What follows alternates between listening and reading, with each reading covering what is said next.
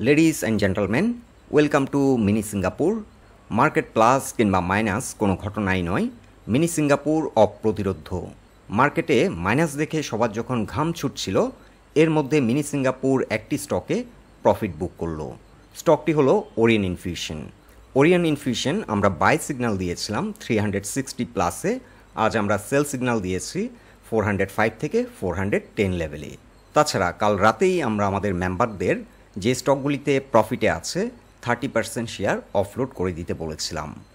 আর নতুন করে আমরা দুটি স্টকে এন্ট্রি নিয়েছিলাম। মালিক স্পিনিং আমরা 30 রেঞ্জে গত বৃহস্পতিবারে এন্ট্রি দিয়েছিলাম আবার।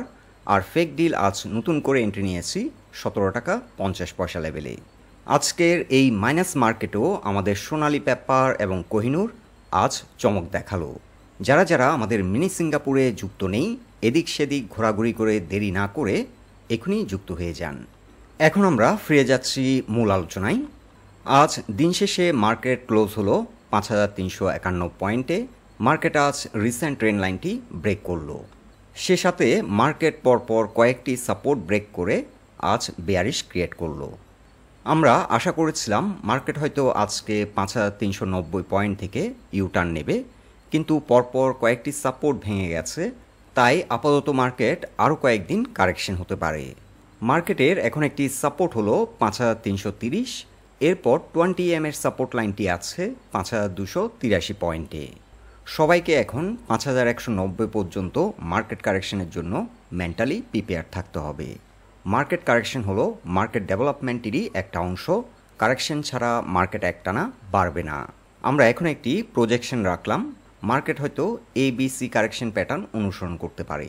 সেক্ষেত্রে এই ওয়েভটি যদি 5330 থেকে 5280 পর্যন্ত নেমে আসে, ছোটোখাটো একটা মুভমেন্ট হতে পারে 5400 পর্যন্ত।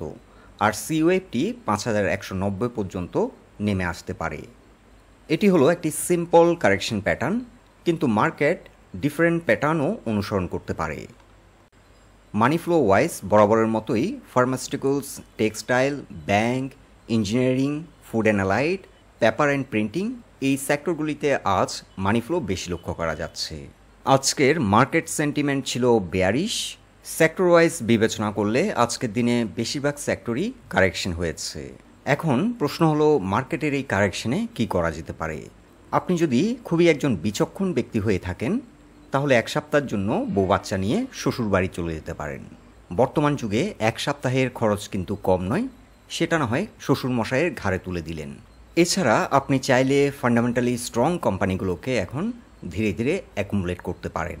পরপর বেশ কয়েকটি ডিস্কো পার্টি করার কারণে আমরাও কিছুটা টায়ার্ড হয়ে পড়েছি, তাই কয়েকদিনের জন্য আমরা রেস্টে চলে যাচ্ছি।